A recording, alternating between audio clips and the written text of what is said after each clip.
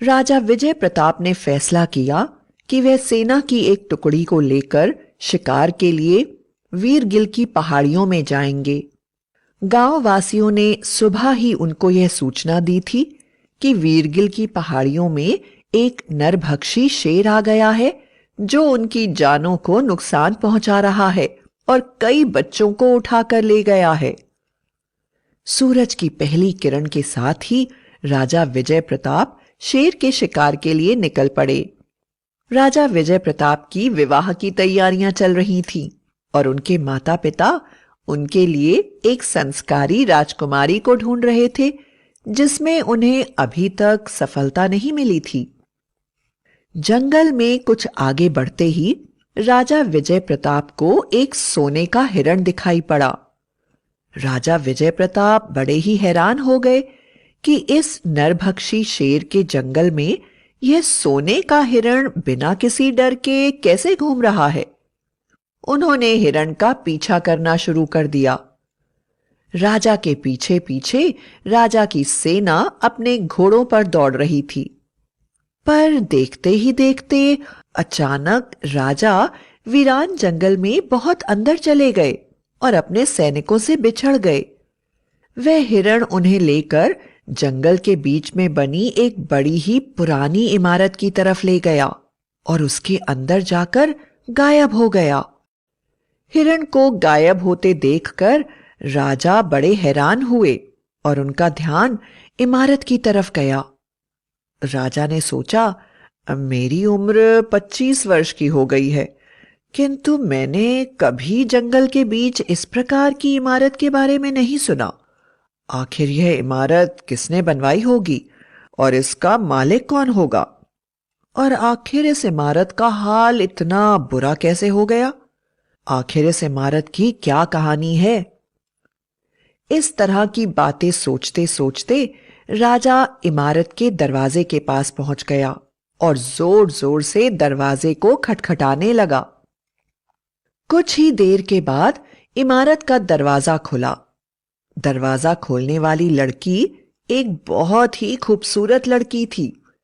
उसका गोरा रंग, बड़ी बड़ी आंखें और सबसे कमाल की बात यह थी कि उसके बाल सुनहरे थे।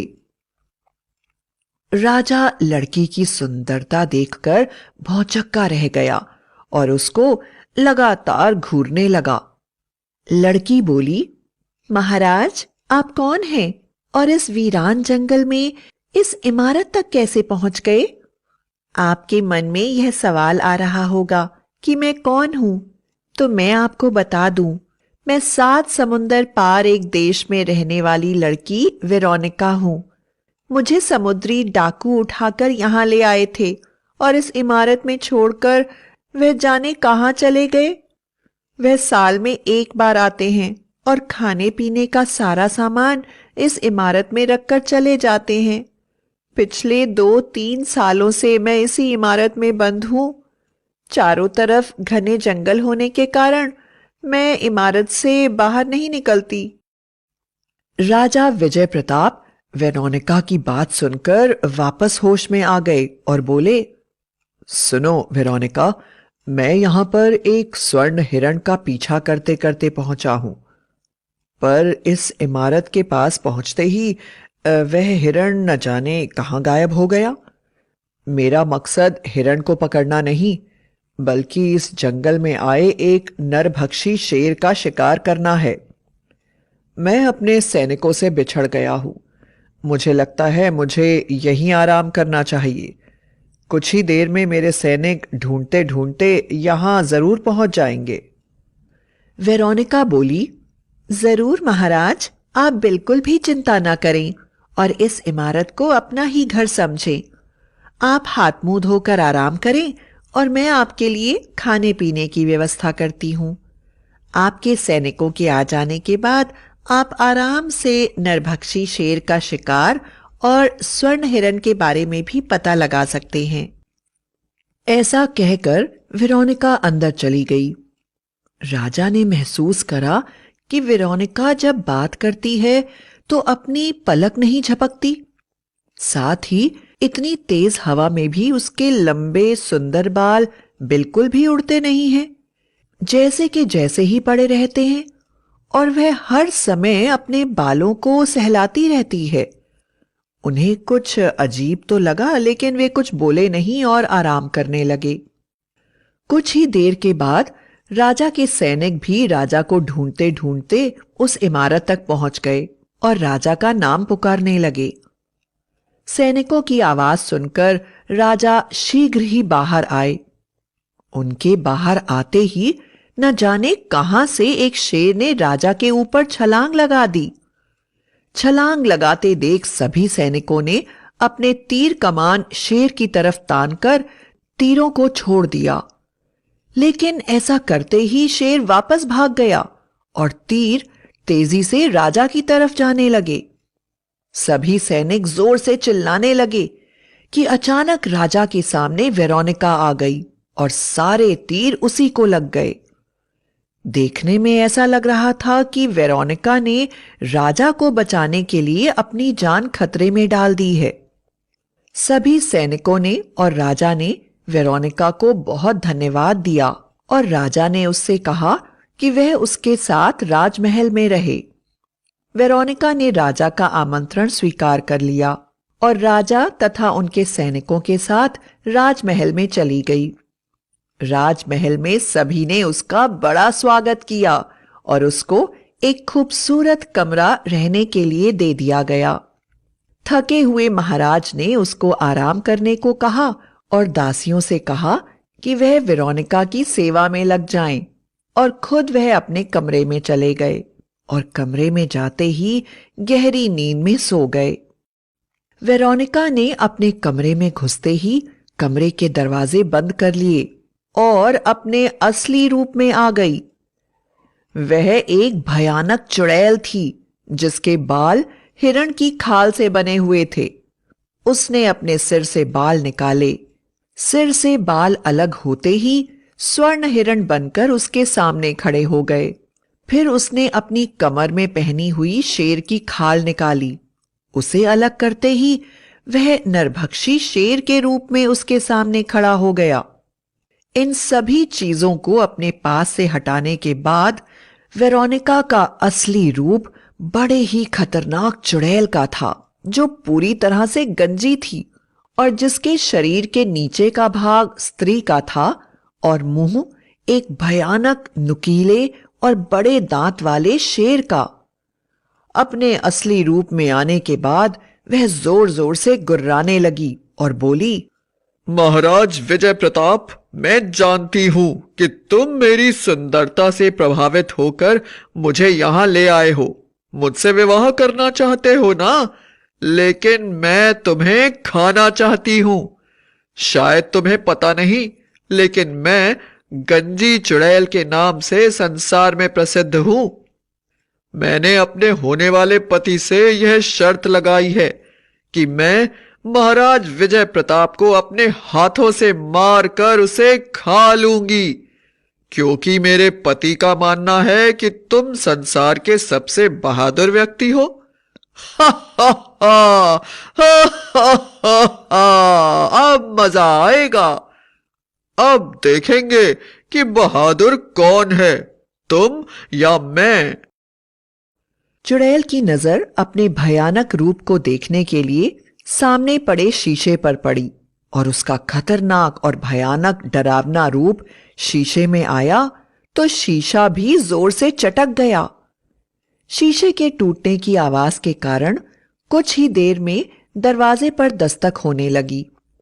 चुड़ैल ने तुरंत हिरण को खींचकर अपने सिर पर रखा, जो उसके लंबे बालों में बदल गया, और शेर की पूंछ पकड़कर अपनी कमर से बांध ली और फिर वह उसका वस्त्र बनकर उसकी कमर में लिपट गया। उसका चेहरा एक बड़ी ही खूबसूरत लड़की में बदल गया और वह बोली, कौन है? आ रही हूं। ऐसा बोलकर उसने शीशे की तरफ देखा तो शीशा भी फिर से ठीक हो गया। चुड़ैल ने दरवाजा खोल दिया तो देखा बहुत सारे दास दासियां दरवाजे के बाहर खड़े हुए हैं। उन सब को देखकर चुड़ैल के मुंह में पानी आने लगा और वह बोली, क्या चाहते हो तुम लोग? इतनी रात को तुमने दरवाजा क्यों खटखटाया? देखो, मैं कितनी गहरी नींद में सो रही थी। मेरी आंखें नींद से बिल्कुल लाल हो गई हैं। और उसने दास दासियों की तरफ देखा तो उसकी लाल आंखों को देखकर सब सम्मोहित होकर उसके कमरे में आ गए। चुड़ैल ने दरवाजा बंद कर लिया।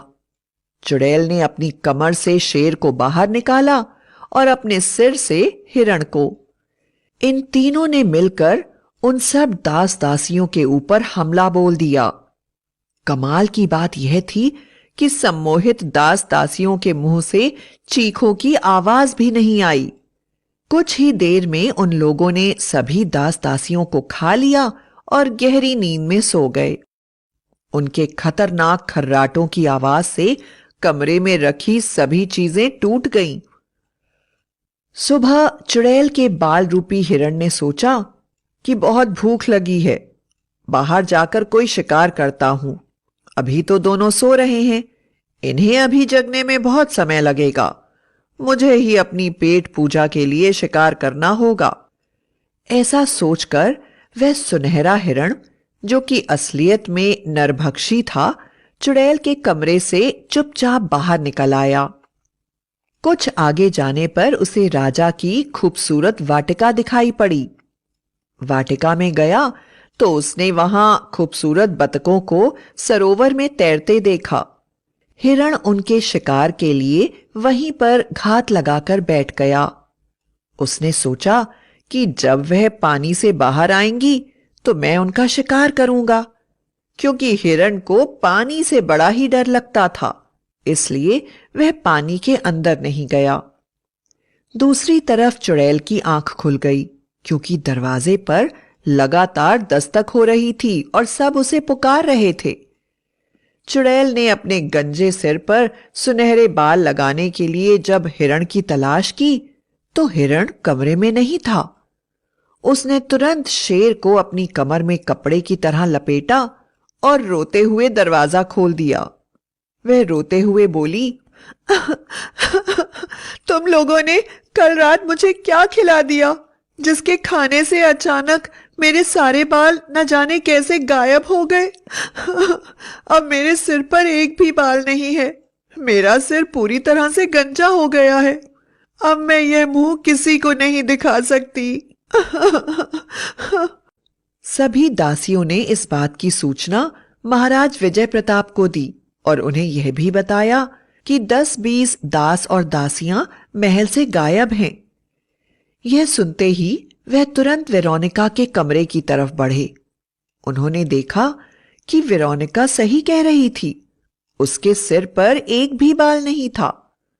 महाराज ने उसको ढाढ़स बंधाते हुए कहा, कोई चिंता की बात नहीं है वेरोनिका, मैं तुम्हारी दवाई लाऊंगा और तुम्हारे बाल फिर से आ जाएंगे, और अगर नहीं भी आएंगे तब भी तुमसे इसी रूप में विवाह कर लूंगा, क्योंकि मेरे कारण ही तुम्हारे बाल तुम्हारे सिर से चले गए हैं।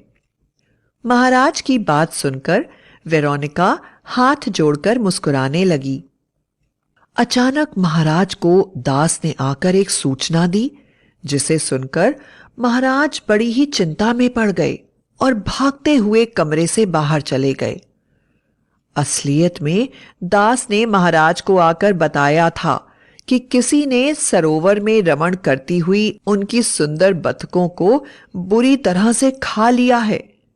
वेरोनिका समझ गई कि यह काम नरभक्षी स्वर्ण हिरण का ही है। वह जोर से महाराज से बोली, महाराज, आप मुझे वहां पर जाने दें। मैं जंगल में रही हूं। मुझे पता है कि ऐसे जानवरों से किस तरह से निपटना चाहिए। आप मुझसे विवाह करना चाहते हैं, क्या आप मेरी इतनी बात भी नहीं सुनेंगे? क्या आपको मेरे ऊपर भरोसा नहीं है?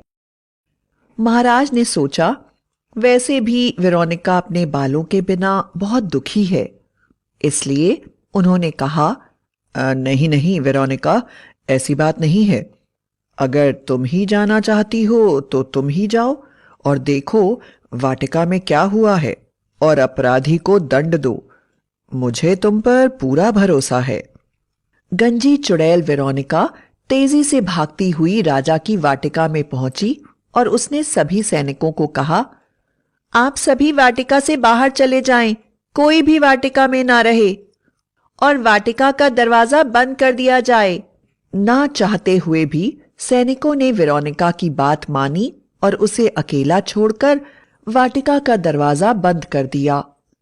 सबके जाते ही वेरोनिका ने अपनी कमर से शेर को बाहर निकाला और अपने असली रूप में आ गई।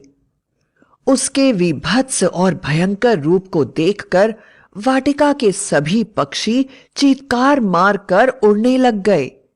डर के मारे बहुत सी चिड़िया बेहोश हुईं। गुस्से में चिल्लाते हुई वेरोनिका बोली, स्वर्ण मृग, तुम कहां हो? जहां भी हो वहां से वापस आओ। तुमने मेरी आज्ञा के बिना महल से बाहर निकलने की गलती करी है। तुम्हें अब उसका फल भुगतना होगा।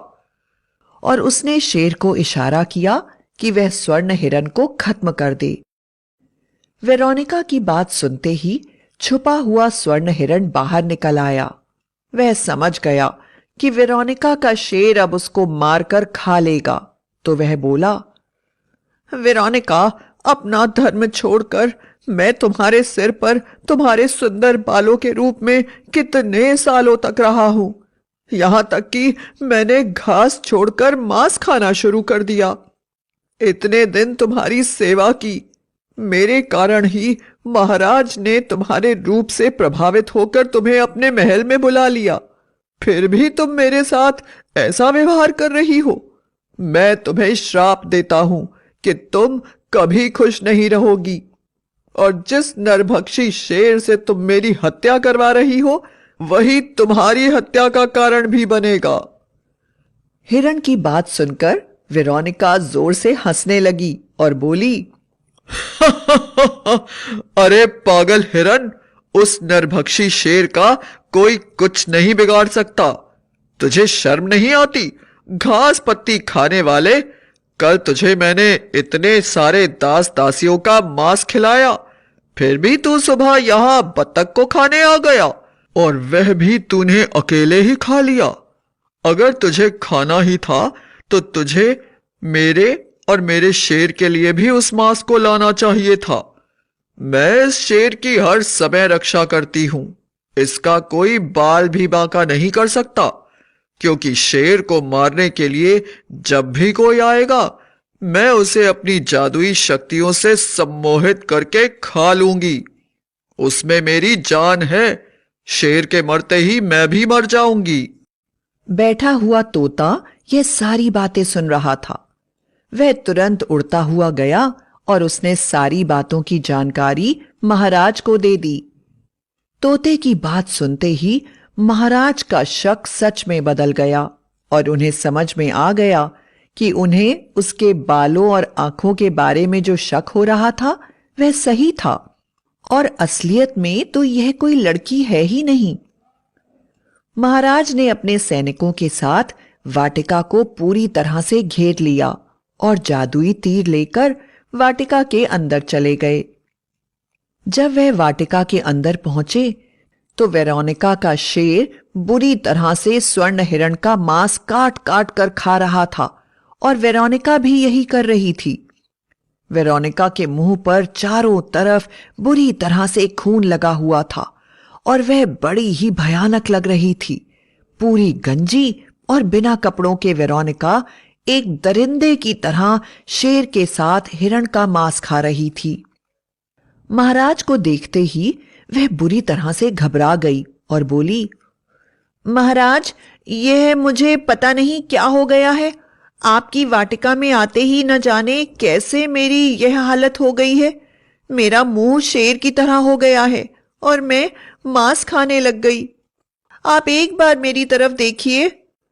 महाराज बिना उसकी तरफ देखे हुए बोले, वेरोनिका, तुम चिंता मत करो। मेरे राज्य में आने के बाद तुम्हें तरह तरह की बीमारियां हो रही हैं। कभी तुम्हारे बाल खत्म हो जाते हैं, कभी तुम मांस खाने लगती हो, कभी तुम्हारा शरीर शेर की तरह बन जाता है, कभी तुम्हारे पास शेर आकर खड़ा हो जाता है, कभी तुम्हारे कपड़े गायब हो जाते हैं और तुम जानवरों की तरह बन जाती हो। मुझे तुम्हारी बड़ी चिंता हो रही है, इसलिए मेरे राजवैद्य ने मुझको यह जादुई दवाई से भरा हुआ जादुई तीर दिया है। इस तीर के लगते ही तुम हमेशा के लिए ठीक हो जाओगी। मैं बहुत खुश हूं कि तुम्हारे कारण मुझे इस नरभक्षी शेर का शिकार करने का अवसर मिला।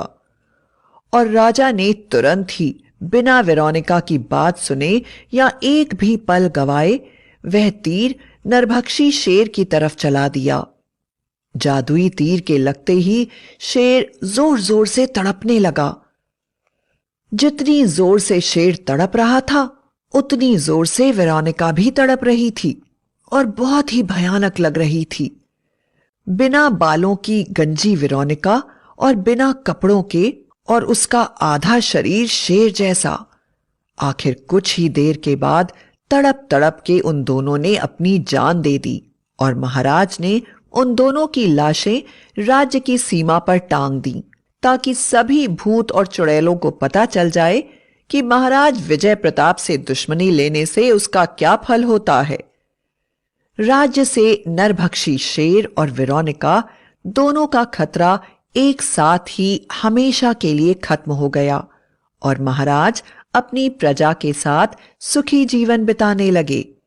लेकिन उस गंजी चुड़ैल को कोई कभी नहीं भूला।